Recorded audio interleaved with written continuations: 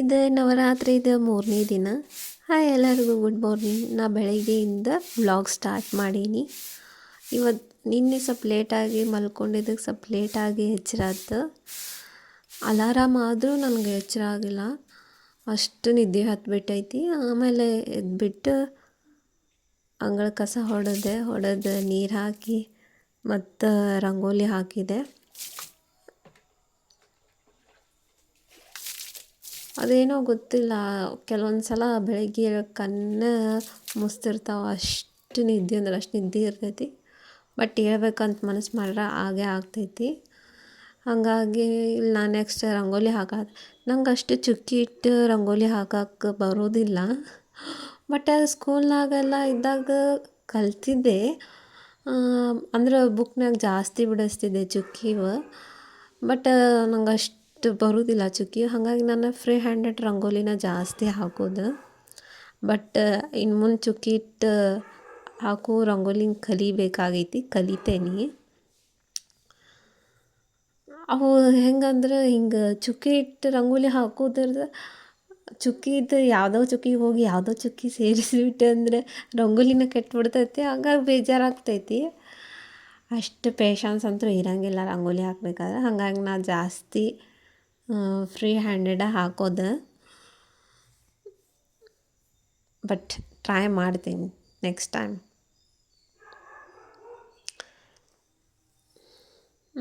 ರಂಗೋಲಿ ಹಾಕಿ ಮನೆ ಒಳಗಿಂದು ಕಸ ಅಂದು ನೆಲ ಒರೆಸ್ತೀವಿ.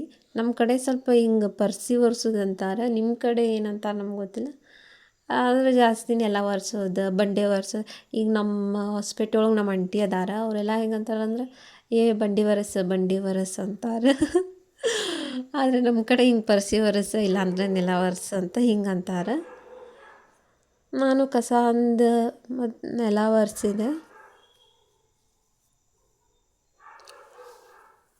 ಬೆಳಗ್ಗೆ ಹೆಂಗೆ ಟೈಮ್ ಹೋಗ್ತೈತೆ ಆಗೋಂಗಿಲ್ಲ, ಅಷ್ಟು ಬೇಗ ಹೋಗ್ತಿರ್ತೈತಿ.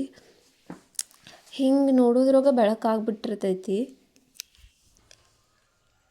ಮತ್ತು ನಾನು ಎಲ್ಲ ಸ್ನಾನ ಮಾಡಿ ಫ್ರೆಶ್ ಆಗಿ ಇಲ್ಲೇ ಹೂವು ಹರ್ಕೊಳತ್ತೀನಿ ಪೂಜೆ ಮಾಡಕ್ಕೆ. ಏನಿಲ್ಲ ಅಂದರೂ ನಮ್ಮ ದಾಸವಾಳ ಗಿಡದಾಗ ಡೈಲಿ ಒಂದು 10-12 ಅಂತೂ ಆಗೇ ಆಗ್ತೈತಿ. ಹಂಗಾಗಿ ಅವನ್ನ ಪೂಜೆಗೆ ಏರಿಸ್ತೀನಿ.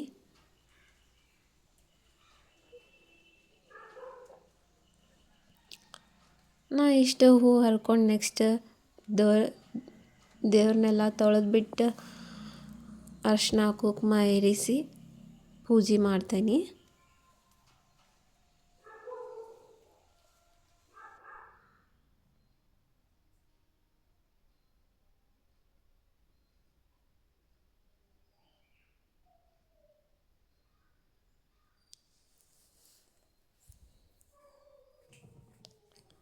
ನಾವು ಎಷ್ಟು ದೇವ್ರಿಗೆ ನಡ್ಕೋತೀವಲ್ಲ ಅಷ್ಟು ಒಳ್ಳೇದು.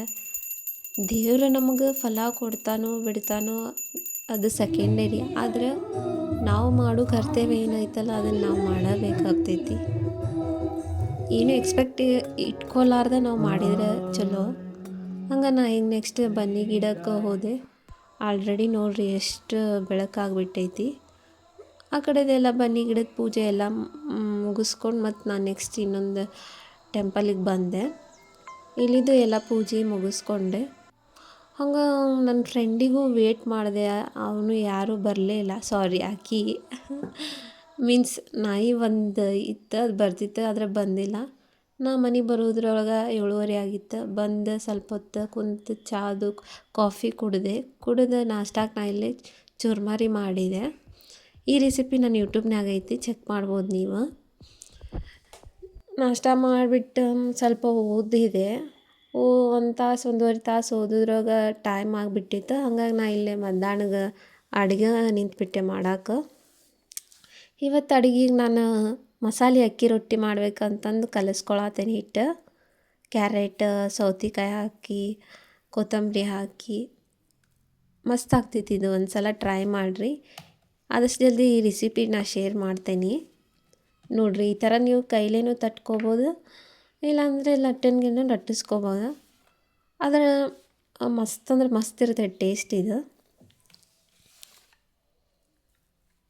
ಭಾಳ ದಿನ ಆಗಿತ್ತು ನಾನು ಇದು ಮಸಾಲೆ ರೊಟ್ಟಿ ಮಾಡಿದ್ದೇ ಇಲ್ಲ.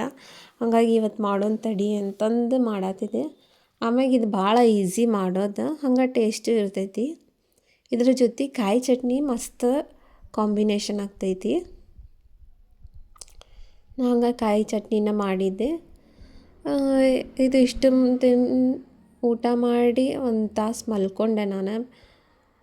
ಮಲ್ಕೊಂಡಾದ್ಮ್ಯಾಗ ಸಂಜೆಗೆ ಬ್ಲ್ಯಾಕ್ ಕಾಫಿ ಮತ್ತು ಮೊನ್ನೆ ಮಾರ್ಕೆಟಿಗೆ ಹೋಗಿದ್ದಾಗ ಹಸಿ ಶೇಂಗಾ ತಂದಿದ್ದೆ, ಅವ್ನು ಹುರ್ಕೊಂಡು ಅದ್ರ ಜೊತೆಗೆ ತಿಂದ್ವಿ. ಹಂಗೆ ತಿಂತ ಟಿ ವಿ ನೋಡ್ತಾಯಿದ್ದೆ. ಇದು ಮೈಸೂರು ದಸರಾದ ಲೈವ್ ಇತ್ತು. ನಾವಂತರೂ ಅಲ್ಲಿ ಹೋಗಿ ನೋಡೋಕ್ಕಾಗಂಗಿಲ್ಲ, ಹಾಗಾಗಿ ಇಲ್ಲೇ ನೋಡತ್ತಿದ್ವಿ. ಪ್ರೋಗ್ರಾಮ್ ಚೆನ್ನಾಗಿತ್ತು.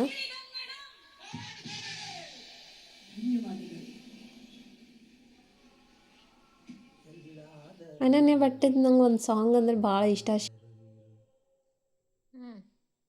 ಎಂದೆಂದಿಗೂ ನೀ ಕನ್ನಡವಾಗಿರು ಕನ್ನಡ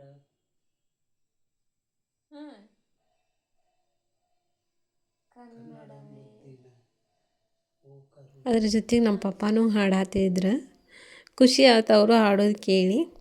ನಾನು ನೆಕ್ಸ್ಟ್ ಇಲ್ಲಿ ಊಟಕ್ಕೆ ಮಧ್ಯಾಹ್ನ ಹಿಟ್ಟು ಉಳಿದಿತ್ತು ಅಕ್ಕಿ ರೊಟ್ಟಿದು, ಹಾಗಾಗಿ ಅದನ್ನ ಮತ್ತು ರೊಟ್ಟಿ ಮಾಡಿ ಅದಕ್ಕೆ ಸ್ವಲ್ಪ ಪಚಡಿ ಕಾಂಬಿನೇಷನ್ ಮಾಡಿದೆ ಹಸಿ ಕಾಳಿಂದ ಮಾಡಿ ಗ್ಯಾಸ್. ನಾನು ಇಲ್ಲಿ ಸ್ವಲ್ಪ ಎಲೆ ಹಾಕ್ಕೊಂಡೆ, ನಂಗೆ ಇಷ್ಟ ಆಗ್ತೈತಿ ಈ ರೀತಿ. ನೆಕ್ಸ್ಟ್ ನಾನು ಹಾಫ್ ಆ್ಯನ್ ಅವರ್ ವಾಕ್ ಮಾಡಿ ಮಲ್ಕೊಂಬಿಡ್ತೀನಿ. ಈ ವಿಡಿಯೋ ಇಲ್ಲೇ ಕಂಪ್ಲೀಟ್ ಮಾಡ್ತೀನಿ. ಹಂಗೆ ವ್ಲಾಗು ಕಂಪ್ಲೀಟ್ ಆಯ್ತು. ನೆಕ್ಸ್ಟ್ ವಿಡಿಯೋದಾಗ ಸಿಗ್ತೇನೆ. ಬಾಯ್.